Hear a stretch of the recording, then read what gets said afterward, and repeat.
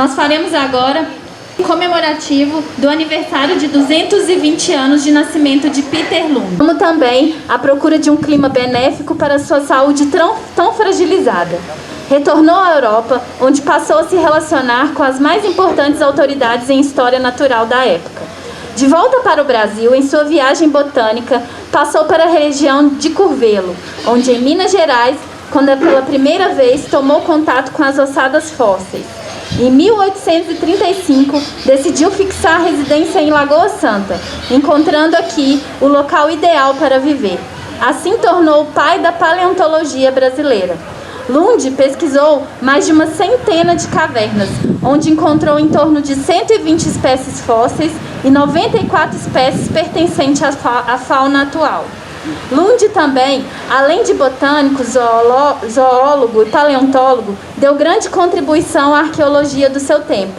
Foi ele que primeiro analisou a existência dos sambaquis, montes de restos marinhos do litoral brasileiro, acreditando que eram sítios arqueológicos atribuídos ao homem. Outra questão importante foi a coexistência da fauna extinta com o homem na região de Lagoa Santa. Mencionou também inscrições rupestres em algumas grutas, entre as quais visitou, descreveu instrumentos líticos próximos às margens do rio Tietê em São Paulo e nas cavernas mineiras. Lund também contribuiu para o estudo da ecologia no Brasil. Fez estudo da vegetação, que deu origem ao trabalho publicado em 1840, o primeiro estudo mundial de fitoecologia. Prestou uma inestimável contribuição, ensinando música, como também criando a primeira banda musical de Lagoa Santa, que vocês podem ver que existem até hoje, a Corporação Musical Santa Cecília. Ele, pressentindo que aproximava sua morte, determinou um local, hoje, este lugar, em que desejava ser sepultado, à sombra de um pequizeiro, em um local muito aprazível, onde ele costumava estudar.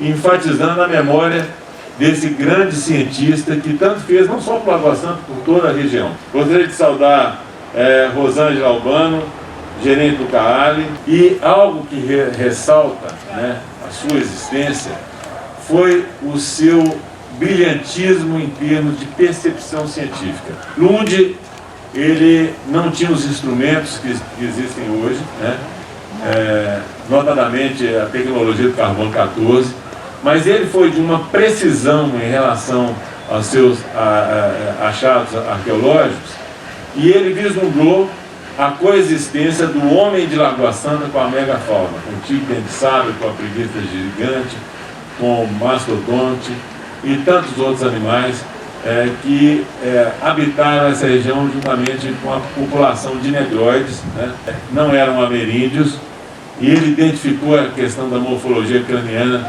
desses primeiros habitantes do Brasil e identificou exatamente, um contraste à teoria da época, que era do catastrofismo, que se pensava no ambiente religioso que de tempos em tempos vinha uma catástrofe e dizimava toda a população, como aconteceu com o dilúvio. A descoberta de Lund exatamente colocou em xeque, inclusive, a sua doutrina religiosa da época, que se acreditava. Ele viu que aquilo não era possível, porque quando ele encontra os fósseis de humanos com a megafauna já extinta há cerca de 11.500 anos atrás, ele, na verdade, ele percebe que a ciência é muito dinâmica e traz os pressupostos para identificar exatamente situações extremamente peculiares, que inclusive contribuíram com o cientista Charles Darwin na elaboração da teoria de evolução das espécies. Então a gente fica muito feliz de ter o Lund como uma referência arqueológica, antropológica do nosso país, notadamente de Lagoa Santa, mas eu diria mais, A gente, há 4 anos, realiza o simpósio de arqueologia nessa Semana Lúdica.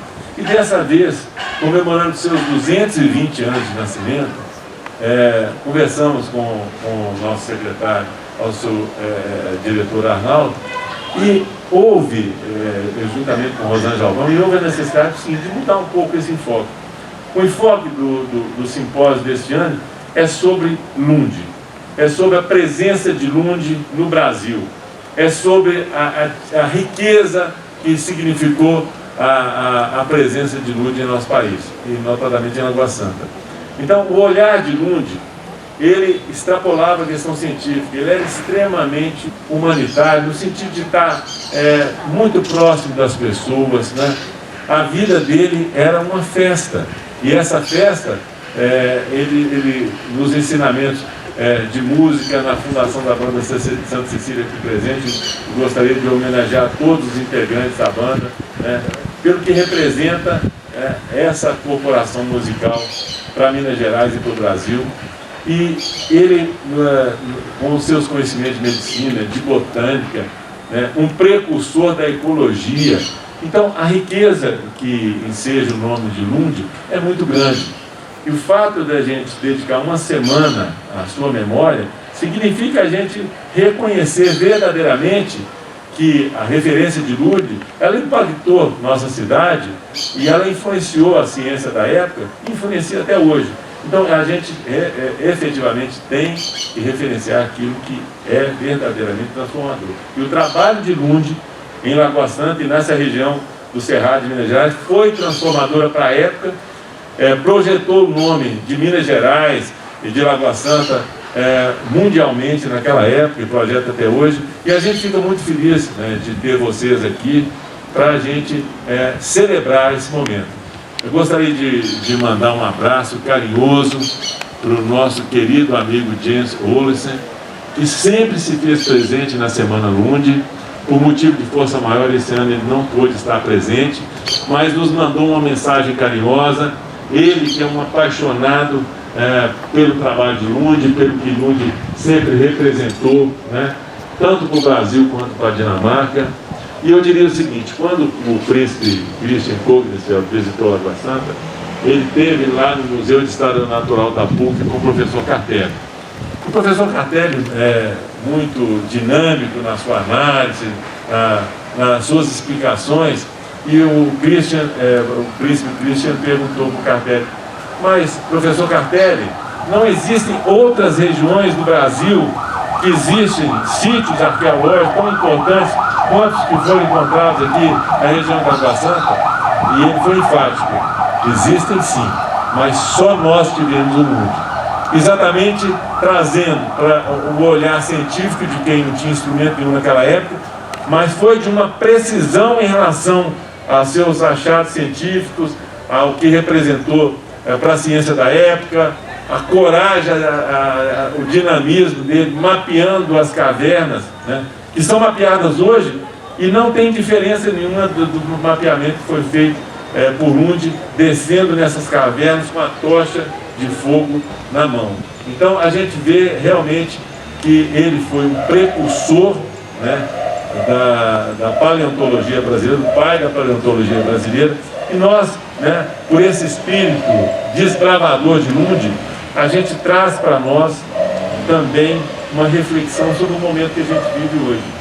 Nós hoje somos chamados a sermos também desbravadores.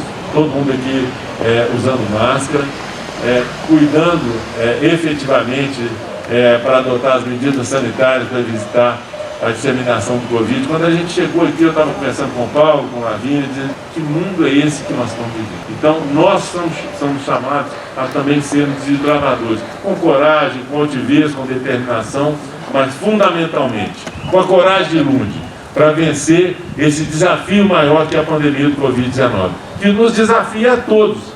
E nós temos sim que dar a nossa resposta, com muito cuidado, com muito zelo, né, seguindo efetivamente essas questões básicas do distanciamento social, uso de máscara, uso do álcool gel, porque se ele valorizou a vida na sua existência, nós também somos chamados a valorizar a vida desse mundo.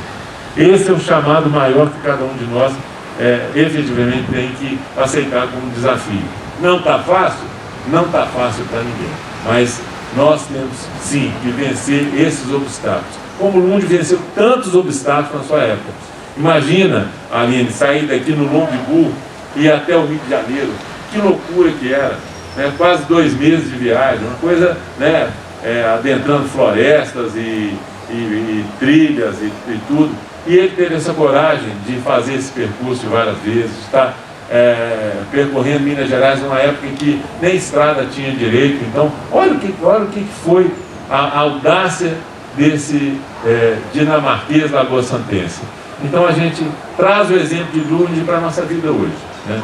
E esse simpósio que começou já essa semana, ele vai trazer para cada um de nós um olhar diferente sobre o que representou Lund para a Lagoa Santa e para o Brasil. Que vocês possam, né, usufruir desse momento único, né, para reverenciar os 220 anos do nascimento de Peter Lund e celebrar a sua existência, e celebrar a vida, porque o que Lund mais fez na sua existência foi celebrar a vida. Tanto é que estamos aqui à sombra do piquezeiro plantado por ele, né? E a gente fica muito feliz de ver ele como precursor da ecologia, soube cuidar a seu tempo e na hora adequada de preservar e nos dar um exemplo do que é preservação ambiental. Um abraço, obrigado pelo carinho da presença de cada um de vocês. Obrigado. Nós agradecemos a presença e a participação de todos. Mais uma vez eu agradeço a participação dos representantes de todos os municípios vizinhos, nossos parceiros no evento. Reforçamos que a Semana Lund começou e ela está repleta de vídeos e excelentes conteúdos preparados pelos nossos artistas regionais e ainda o 4º simpósio de arqueologia. E na sexta-feira, a solenidade de entrega da medalha Lund aos agraciados para o ano de 2021. A todos uma boa tarde. Bem, eu gostaria de dizer que eu estou muito feliz em ter recebido hoje, né, dia 14 de junho de 2021, o Prêmio CAALI, Centro de Arqueologia Annette Lemming-Amperret. Em primeiro lugar, porque Madame Annette foi uma arqueóloga importantíssima, que veio para cá nos anos 70 para pesquisar várias cavernas aqui da região, vários sítios arqueológicos. E foi ela que escavou a Lapa Vermelha, onde foi encontrado os ossos da Luzia. E isso é de grande importância para a arqueologia. Madame Annette Ampère também fez grandes e importantes pesquisas sobre a arte rupestre desta região. Ela fez um trabalho realmente científico e ela deixou aqui um importante núcleo. Apesar de ter morrido em 1977, prematuramente, ela deixou aqui um núcleo importante que foi a Missão Franco-Brasileira. E os seus seguidores da Missão Franco-Brasileira criaram o setor de arqueologia da Universidade Federal de Minas Gerais, seguindo então as suas pesquisas, os estudos e mapeando. Eu ingressei neste setor de arqueologia da UFMG nos anos 80. Então nós todos podemos dizer que somos dessa linhagem da Madame Annette Ampère. Somos todos seguidores dessa importante mulher francesa humanista, uma arqueóloga que era também uma antropóloga e que tinha muito cuidado com os estudos detalhados nas escavações, a coleta dos dados, das análises, e foi justamente incentivada por uma pesquisa na Cerca Grande, uma datação de 10.000 anos, que a atraiu para cá. Muitos que vieram para cá nunca mais saíram. Esse foi o caso de Lund, que quando veio aqui no século XIX, se encantou com esse lugar e nunca mais saiu daqui, e foi enterrado nestas terras.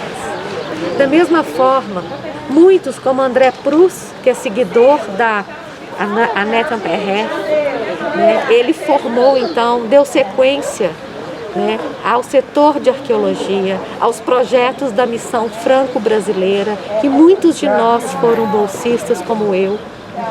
E nós, desde então, desde os anos 80, 70, 80, a gente vem fazendo um trabalho muito profundo de mapeamento, de pesquisa e de proteção do patrimônio arqueológico dessa região. E eu tenho muito orgulho de falar que eu faço parte dessa equipe, desse grupo, que hoje nós temos uma grande história. Muitos já entraram nesse grupo. A Rosângela Albano é uma delas, só que a Rosângela Albano, não é, como era aqui de Lagoa Santa, ela teve, não é, o ímpeto, a garra de criar esse centro aqui no município. Por isso que a gente fala, né, nós todos somos irmãos e colegas de trabalho, mas a Rosângela Albano, em especial, ela tem, né, um mérito muito grande ter fundado o CAALI. Por isso, esse prêmio ele tem um grande valor para mim, porque nós todos, arqueólogos, sentimos que aqui na APA Castro Lagoa Santa, o CAALI é o nosso ponto de apoio, é o ponto que incentiva a proteção, né, do patrimônio arqueológico dessa região.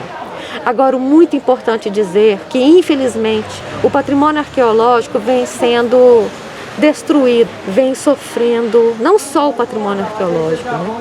O patrimônio hídrico, a nossa vegetação, o nosso patrimônio natural vem sendo ameaçado, várias atividades degradantes, dentre elas especulação imobiliária, mineração, estradas, rodovias. É necessário que a gente continue firme na manutenção dos nossos parques, nossas áreas verdes, nossos corredores ecológicos, recuperar o Ribeirão da Mata, o Ribeirão Poderoso, Ribeirão Vermelho, todo o Rio das Velhas. É necessário se fazer. A gente vê que o sistema fluviocárstico, que é o que prevalece aqui nessa região do Calcário, ele é extremamente vulnerável e que nós precisamos conservar as nossas águas. A região metropolitana de Belo Horizonte corre sério risco de colapso hídrico. Nós temos que proteger as nossas lindas lagoas e os nossos mananciais, também aqui na APA Castro Lagoa Santa.